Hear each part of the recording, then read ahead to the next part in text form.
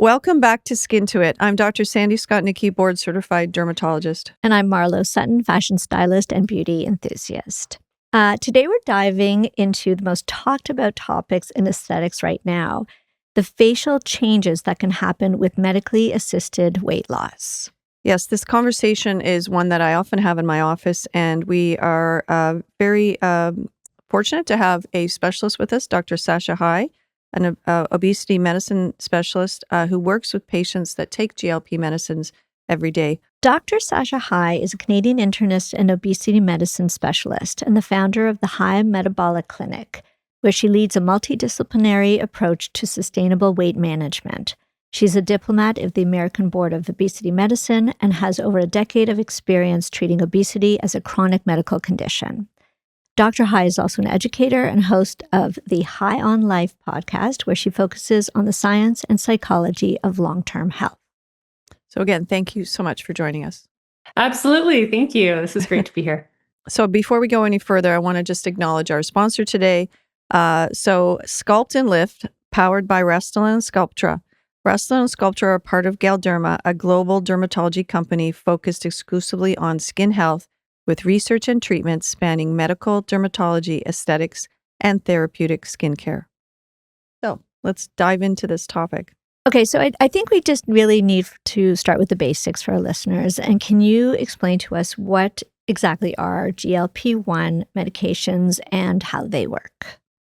Absolutely. So GLP-1 is a natural hormone that all of our bodies produce, and it's part of a group called incretins, the incretin hormones, and they're released from our small intestine after we eat. And the role of GLP-1 is multiple fold. One thing that it does is it regulates our appetite and metabolism. So it will help us feel full sooner after a meal and stay full longer. It slows how quickly the food leaves our stomach and goes into our small bowel. It signals to our brain that we've eaten, and thereby reduces appetite and what many people describe as food noise, so kind of preoccupation with food thoughts. It also helps with metabolic health, so it improves insulin release and blood sugar control. And the GLP-1 medications like semaglutide and tirzepatide, are names that your audience has probably heard, mimic this hormone and amplify these effects in a sustained and therapeutic way. So they act on both the brain as well as the metabolic system, making more effective blood sugar control in those with type 2 diabetes, and also weight loss for those people who are living with obesity. And I think this is the part that I really want your audience to understand, and it's so important, is that for many people living with obesity, there are real biological disruptions in that appetite regulation and metabolism that makes fat loss very, very difficult, despite their best efforts. And so this really isn't about willpower. These medications help to correct those underlying drivers, allowing the body to then lose the fat in a way that wasn't really possible in a sustained way before. I'm glad you mentioned that because, I have family members that have had trouble, and it's not like they don't overeat and they exercise, and it's very frustrating. I actually wanted to, before I want to ask you, the question is how effective, are they for weight loss and the clinical data? But before we answer that, I did want to mention for the listeners that a lot of this research is done by a Canadian, Dr. Daniel Drucker. His son is a dermatologist, which is interesting. I went to a talk that he gave. He is one of the pioneer researchers for GLP-1 from Canada. That's right. So how, give us some clinical data. How effective have these drugs been? We've got data now on weight loss. Give us some numbers for the listeners to understand. Yeah, so I've been in this field for a long time, well before GLP-1 medications were available. And it's not an overstatement to say that GLP-1 based medications have transformed obesity medicine. They've been around in Canada since 2010. What's changed is the level of efficacy that we're now seeing. We're seeing results that rival bariatric surgery. Medications like semaglutide, which is Ozempic and Wegovy, these are kind of the second generation of GLP-1 medications and typically lead to somewhere in the range of 10 to 15% average weight loss. The newer medications, so third generation, which is tirzepatide, known as Mounjaro or Zepbound, and that's a dual agonist that's not only a GLP-1, but also targets the GIP pathways. they show even greater efficacy with 18 to 21% average weight loss. And so these are outcomes that we could not achieve with lifestyle alone or with older medications. Now, that said, the response does vary. Outcomes will depend on factors like metabolic health overall, a person's history and genetics, and practical considerations like adherence to the medication as well. So, these medications are very powerful. The efficacy is pretty incredible, but there is variable response, and it's not a one size fits all. Right. So can we just, I know you touched very briefly on type 2 diabetes, but can we talk about the other health benefits besides just the weight loss? Yeah, and this is one of the most exciting things and shifts in obesity medicine. We're moving beyond just talking about weight and achieving numbers on the scale. We're really focusing on a person's health and their overall quality of life. GLP-1 based therapies are showing benefits across a wide range of conditions. Cardiovascular disease, with the SELECT trial, we saw a 20% reduction in cardiovascular events, so things like heart attacks and stroke in patients with pre-existing heart disease with obesity. We're seeing improvements in kidney disease for those with diabetes, in fatty liver disease, sleep apnea, even knee osteoarthritis and heart failure. So it's many conditions. It's not just about weight. And beyond that, we're seeing quality of life changes. And this is what I see with my patients all the time, right? Improved energy, better mood. People talk about less inflammation as well, which I think is a really interesting area of research, and just the ability to move through their day with more ease. Yeah. So yeah, metabolic syndrome, right? All the downstream issues of that. Like I have a family member who went on Ozempic and lost a substantial amount of weight, and she had a bad knee. So it was like it's a vicious cycle. When you have weight loss, you have knee arthritis. You can't exercise, then you gain more weight, and it's a spiral. So, and I think that's what she said too. That the knee started to feel better, so she could exercise more. So the downstream effects and the addiction too. I think that's the newest sort of branch, and it's that which is very exciting for alcohol addiction and drug addiction. It's that lack of desire to actually to want to do that. So let's sort of focus a little bit because this is a dermatology focused podcast. So one of the things we wanted to talk about was, and we know this when people have lost weight or when people lose weight, especially if they lose it quickly, you see it on the face. So my question to you is, let's sort of just talk about that in a general statement first. Is it different with the GLP-1s than just like somebody that has barometric surgery and they lose weight? Or are you seeing similar things? Yeah, this is such an interesting area because there's been so much conversation online and social media about GLP-1 face or what was coined Ozempic face. But the reality is this isn't something that's unique to the medications, and it's not actually thought to be a direct effect of the medication on facial tissue. What we're really seeing is just a consequence of weight loss itself. We're seeing fat loss in the face, and that becomes visible. Yeah. So Sandy, can you talk to us like why? I mean, I think I sort of understand, but let's talk about really why when you lose weight, you lose it from the face first. I'm going to make a funny statement here. So I'm sure most people, including many of the listeners, would know about who Catherine Deneuve is, right? And so her famous statement is, as you age, it's either your face or your ass. I thought that was Coco Chanel. Was it Coco Chanel? Yeah. I think maybe she took it from Coco Chanel. So, I mean, we know that when you lose weight, it shows on your face. So your face, the thing about your face, like think about when you lose weight in other places, the face is such a delicate balance, and it's relatively small compared to your leg or your abdomen. So there's this sort of delicate balance between the fat compartments, the skin, the muscle, the bone. And when that shifts, because we have these fat compartments that really help us with you see young people have apple cheeks. And as we age, the cheek starts to go down. That's the fat loss. So it happens naturally as we age. But when you lose weight, and I was reviewing a study, it was a 2025 study done in 2025, radiographic CT MRI, looking at the weight loss in the face with GLP-1s, or just weight loss in general. But with GLP-1s, every 10 kilograms of weight loss, you lose about 7% of your face volume. Right. So, but 10 kilos is a lot, right? It's a lot. That's 10 22 kilos pounds. is a lot. Yeah. So it happens, but as Dr. High was already saying, it happens with all forms of weight loss. And I think one of my questions to you is how rapid it is. I think what I've seen when I have patients who have gotten sick, they were in the hospital or they had cancer and they had chemotherapy, and they had very, very rapid loss. The changes seem to be even more extreme. Would you comment on that? Yeah, I think that might be a number of factors. One is that the skin doesn't have time to compensate, and we know Yeah. that there can be that loss of elasticity. I wonder too, though, about malnutrition. So for people who Mm. are losing weight very, very quickly, it is quite likely that their nutrition isn't optimal. Yeah. And we know that nutrition plays such a big role in skin health as well. So I do wonder about that as a major factor. Yeah, interesting. Mm. So I'm guessing when you put somebody on this drug, there's a lot of counseling that has to go along with it in terms of how they will feed themselves. With my family member that went on it, she you can't eat a lot. If I eat too much, I feel nauseous. I feel sick. So they have to change. So you're right. They can get the protein can decrease. Actually, I was reading this article in the Economist that said the food industry is sort of trying to catch up with the GLP-1 industry, and that they're making high protein meals for people to supplement when they're on GLP-1s because they need more protein. You want to comment on that?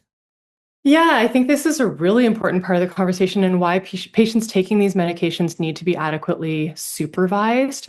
There are a lot of prescribers for these drugs now, but not a lot of good supervision. And what happens is if your dose of this medication is too high and you have very significant appetite suppression, you can get away with not eating. And a lot of people will take this as a free pass to not eat. And they will lose weight quickly, but there is something that is very detrimental, and it's called metabolic adaptation.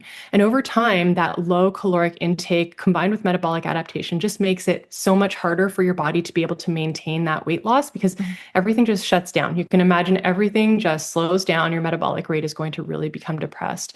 And you're also not getting the nourishment that you need. And so we really talk to our patients about making sure that you're having 3 mini meals at minimum in a day, that you're eating at regular intervals with that balanced plate. If you aren't, then there needs to be a discussion about the dosing and whether that needs to be reduced. So there is important supervision that needs to happen with these medications. Right. Yeah. So that sort of answered this question that I was going to ask.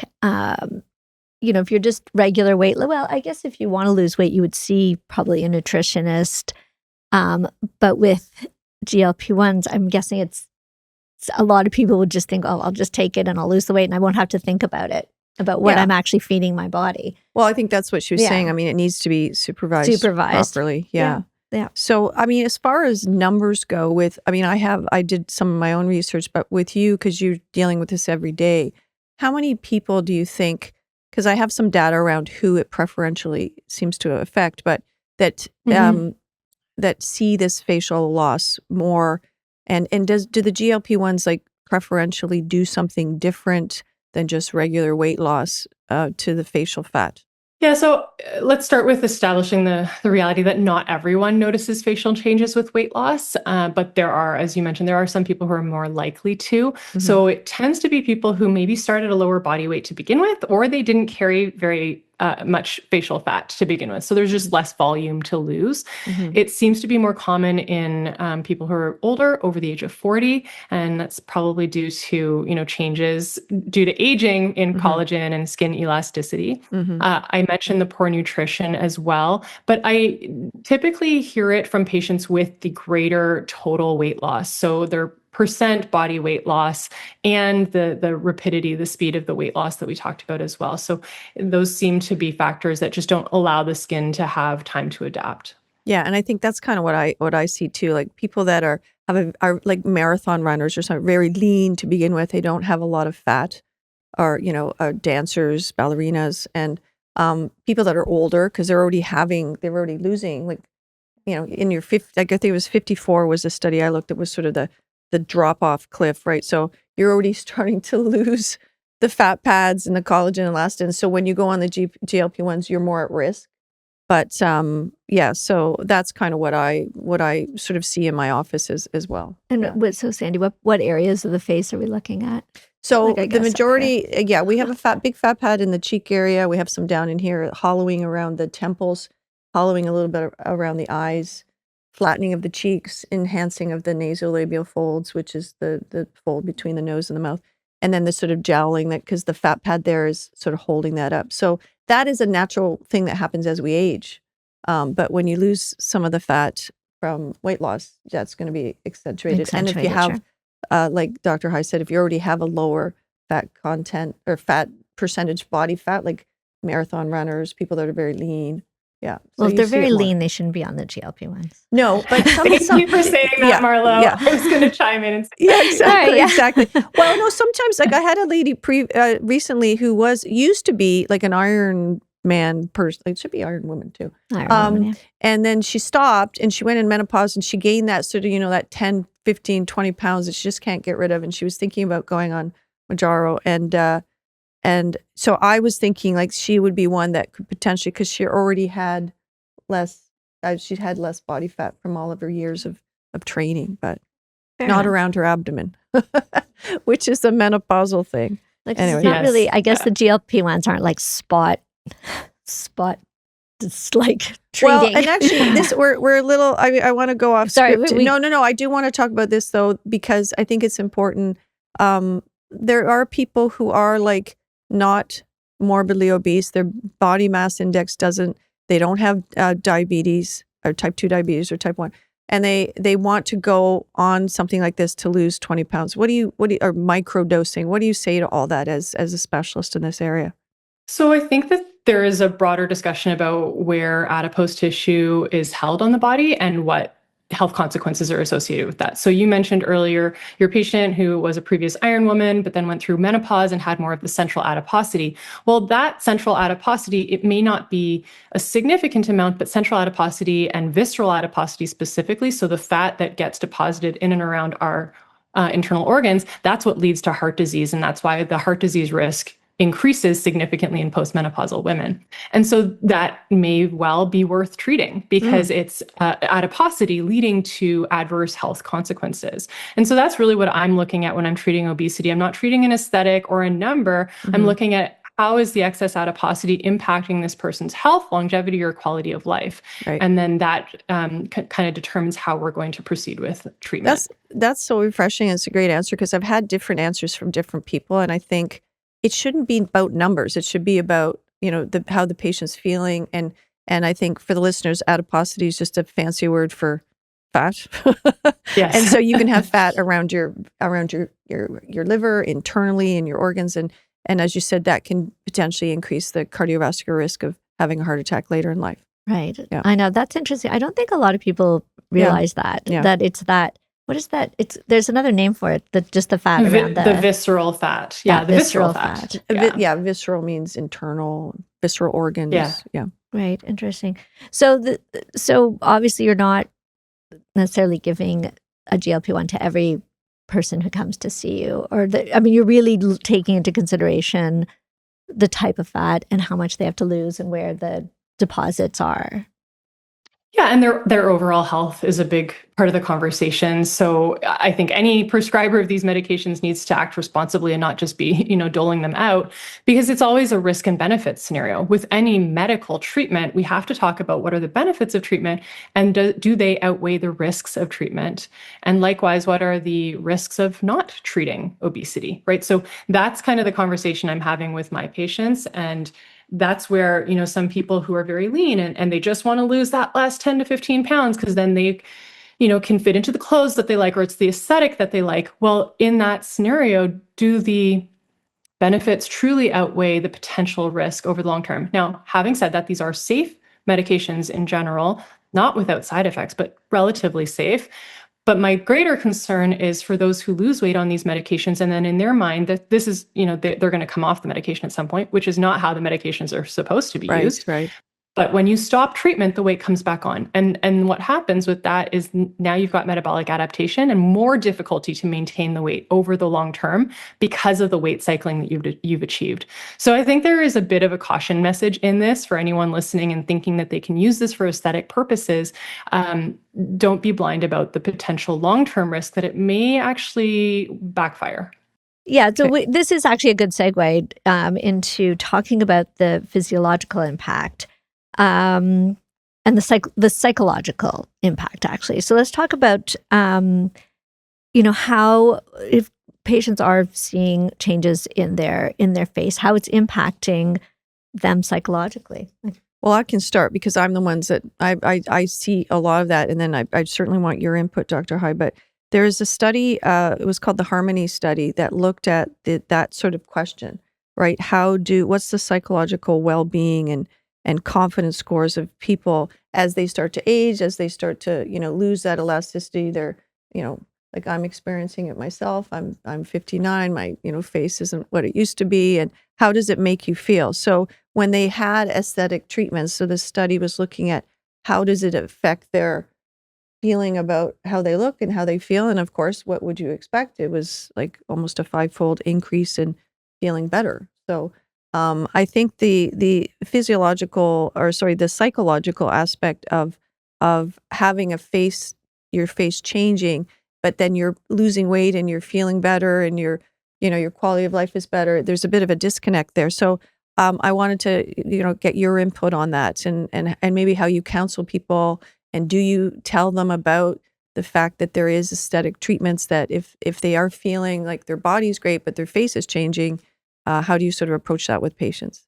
Yeah, I would say truthfully, the vast majority of my patients actually like the facial changes. So, my practice is people with obesity, and oftentimes they have become accustomed to having a more round face or more adiposity around the neck as well. And as they lose weight, I've had patients tell me like, "Oh my goodness, I've got a neck for the first time," right? Right. And so there can be this huge sense of confidence, empowerment, and people like the fact that their face is reducing in volume. So that I would say is the majority. But then there are those, we talked about that subgroup where there can be more mixed emotions, right? So they feel healthier, they feel great about the weight loss that they've achieved, but maybe they feel that they look a little bit gaunt, or their face just looks a bit tired and they can't really place what is it that's making their face look tired. They don't necessarily recognize that it's Yeah. the volume and the skin changes. Yeah. And so I think it's validating that experience, right? All of it, right? You can absolutely want to improve your health and feel great in your body and want to be really proud of how you look.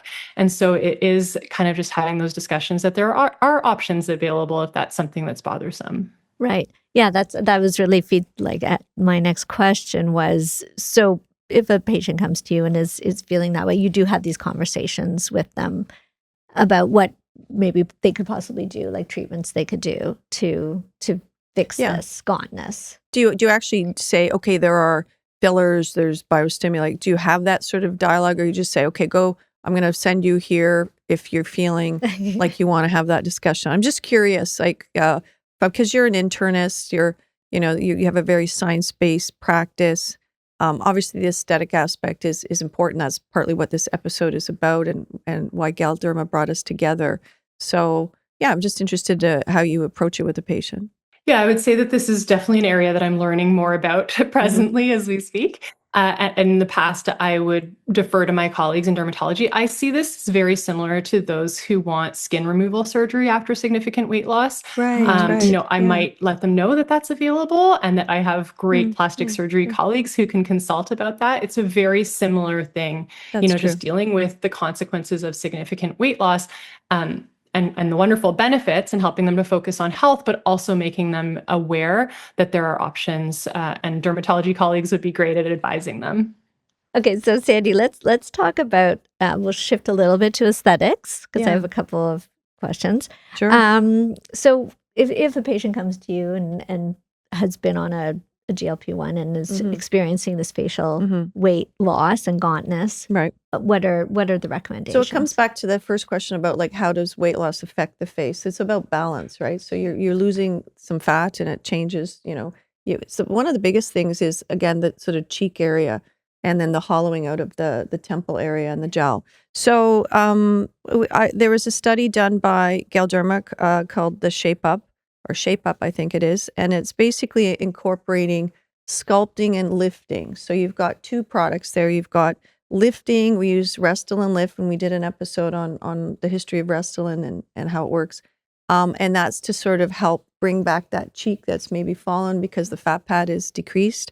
And then sculpting with biostimulators like Sculptra or Radiesse. I use more Sculptra, and we put it in the sort of jaw area towards the ear and up along there to try to stimulate production of collagen. So that's sort of scaffolding and helping with skin health. And then the hyaluronic acid Restylane is given an instant lift. It's amazing what they can do now. Yeah, it is. And some people will come when they're starting their GLP-1 journey because they're very, like, the public is good and bad with social media. They are very well informed. Some of them will come after they've lost weight and they notice the changes like you're talking about, Dr. High. Like, I feel look a little sad. I feel a little gaunt. What can be done? And so, yeah, I mean, it's actually very satisfying. Like, this is during HIV, when we first had the medications to treat the patients, they lost a lot of fat in their face, and it was actually a stigma because you knew that they were HIV positive, and we used filler for that purpose, and it was very gratifying. This isn't the same thing, but it's very gratifying when someone's feeling so great about their body, but they're having trouble with their face, to be able to help them is one of the more gratifying things I do. So that's yeah. Yeah, it's so great to hear the other side of it, right? I'm on the body side more, and you're on the face side, so it's really great for me to hear that too. Mm-hmm. So, Sandy, can you take us through how Sculptra and the concept of these biostimulators and other treatment options for facial fat loss actually work? So Sculptra is poly-L-lactic acid, and I think we talked about this in a different episode, but it's basically this molecule is used in sutures. If you were to have a surgery and they had to bury sutures deep into you had a C-section, so the deeper sutures are made of this material, so it helps heal the wound. It also stimulates collagen. So we reconstitute the Sculptra and we put it into the skin, and it goes sort of, you have some swelling initially, and then it goes away. And then over time, it stimulates the collagen and elastin. So it's kind of like scaffolding. And we put it on the lateral part of the face, and not in the middle of the face, because we don't want volume. We want to scaffold the face for skin health, hold it all up. And then hyaluronic acid, as you know, is a natural byproduct of the skin, and it's an immediate result. And you put it into the cheek area, sometimes around the jowl area, and you get an immediate result. So, yeah, using them together for GLP-1 facial volume loss has turned out to be really great. And we have a study now to show the Shape Up study that Galderma did is a 9-month study, and you can see in the pictures how patients, you can see the loss of volume and how it sort of comes back, and very naturally, you're just giving back what they lost. Right. Which is if it's done properly, like, you don't want to be overfilled. So. Yeah. So this question about social media, I'm guessing now, or more like recently, you must have people coming in being like, I want this, because they think they know, because they've seen things on social media and they think they know what is going to be right for them. Yeah. So I just maybe talk about the effect of social media on, how you're doing in your practice and how you're treating your patients. Yeah, I think social media has talked about GLP-1 medications a lot, and it's ongoing. It sets people up with often very unrealistic expectations, because typically the people talking about their GLP-1 weight loss are those extremes who've lost 100 pounds in 8 months, and that's not the reality for a lot of people. So it's usually people who are outside the averages. There's also a lot of discussion about people coming off their medication and then still maintaining their weight loss, which, again, we know from the studies is not what we see in the vast majority of people. So the social media conversation has increased a patient's ability to advocate for treatment for themselves, which I think that's really important, to have the confidence to go to their family doctor and say, I can't just do the eat less, move more anymore. I need help. I need medical help, and I'm learning about this and I'm hearing about this. So that's really important. I think, again, going to an obesity physician who really understands this space and has experience with these medications and the nuances and what happens when we're adjusting dosing, or we're switching between medications, or we're dealing with side effects, all of that requires someone who's experienced in the field. So I have a question there, because there are a lot of these sort of online physicians where you actually sometimes even just you're in texting with sometimes a nurse practitioner, and they can get the drug. They just have to send in their labs, or sometimes you don't even. I think it was an undercover global reporter who did this whole That's thing right. and said, they didn't even have to send anything. They just took their word for it. Okay, my glucose was this, and I'm on this drug, and I'm on that drug, and they got the GLP-1. So, um, I know what your answer is here, but how do you feel about those online services, that health services that supply GLP-1s? Yeah, it's a huge area because there's so much money to be made. I think the important thing to realize is first and foremost, these are typically online pharmacies Hmm. who have a front as a medical, Right. treatment provider because they have prescribers so that they can then make money on the back end because they actually sell the drug and make money off of the drug. So that's a complicating factor in and of Hmm. itself Yeah. and important to recognize. And I see tons of these patients who end up in my practice because they're like, oh, I didn't get the guidance that I needed. I don't know what I'm doing. I haven't been eating well, barely been eating anything. And my weight loss is stalled. I don't know what I'm doing with this medication. And then they end up with me.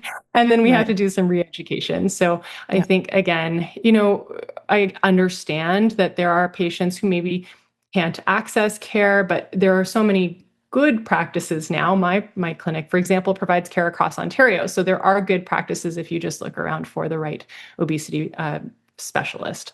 Do you, on that note, for our listeners, you obviously, if you're seeing people across Ontario, you offer like video kind of conferences, and so Yeah, for so it's appointments. all exactly. It's Yeah. all by video. So we have face to face with the patient. If they do need something a physical exam, then they have to have a family doctor who's working with them who can get a blood pressure, things like that. We get blood work at their local lab, and so we're able to provide multidisciplinary care where they're meeting with an obesity specialist who's either an internist or an endocrinologist, as well as a dietitian, as well as potentially a psychotherapist or a psychiatrist if they're needing it. So we have a whole team to make sure that we're providing excellent care. One of the other things I wanted to say about the social media thing, and I was researching this before, is uh, over 3 million social media posts regarding GLP-1 and aesthetic concerns. And we've seen a 40% increase in consultations, like across the board, dermatology in North America, for this question. Like, I'm on this, what do I do? And unfortunately, some of the problems with social media is that they kind of, like you already said, Dr. High, that not everybody gets these facial changes. And so some influencers are kind of just normalizing the fact that you're going to go on a GLP-1, you're going to need an aesthetic service. And that's not the case. Obviously, they're there if you need them, if you and need we it. we Sure. can help out. But it's not a one size fits all, which is what you said initially. Not just with the weight loss, but with the facial aesthetic changes. Yeah. Yeah. So you did mention some side effects. And I wonder if the FDA actually puts facial changes as one of the side effects. Yeah, the FDA label for these medications does not list facial volume loss as an adverse reaction. As I said, as we talked about, it's not an adverse reaction for Yeah, For everyone. everyone. It's Mhm. Yeah. for, some people, it's just not appealing. The most common side effects of these medications are early on in the treatment course. We do have, majority of people will have mild to moderate gastrointestinal side effects. So things like Mhm. nausea or reflux, constipation, diarrhea. They should be very mild side effects. And again, there's so many things that we can do in our course of treatment to make sure that they are mild and tolerable for patients when it's done appropriately, when the titration is done appropriately. And over time, as patients' bodies get accustomed to the medication, the side effects should subside. Right. So what happens when the patient has lost the weight they'd like to lose and doesn't want, we have a friend, she doesn't want to lose any more weight, Yeah. but she's Mhm. not going to go off of it. She understands if she goes Yep. off of it, Good she'll just question. gain the weight back. So how does that work exactly? Yeah, so being on the medication doesn't mean that you continue to lose weight forever, right?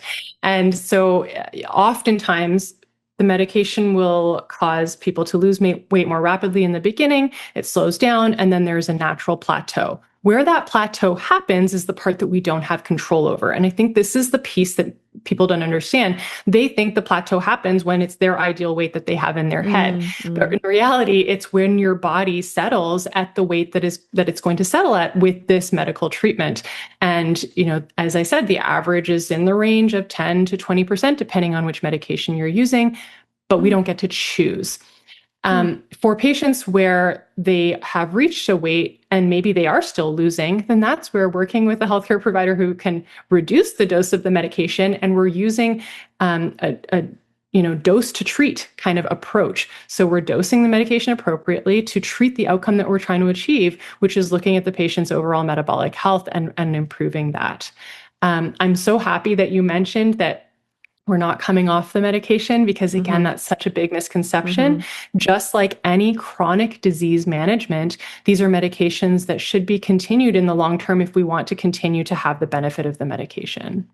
Okay. And just sort of another question, somebody else that I know, was losing a nice amount of weight at the beginning and plateaued, but is definitely not at maybe has lost sort of 5-6%, or just would they maybe look at changing the drug, like trying another GLP-1 potentially?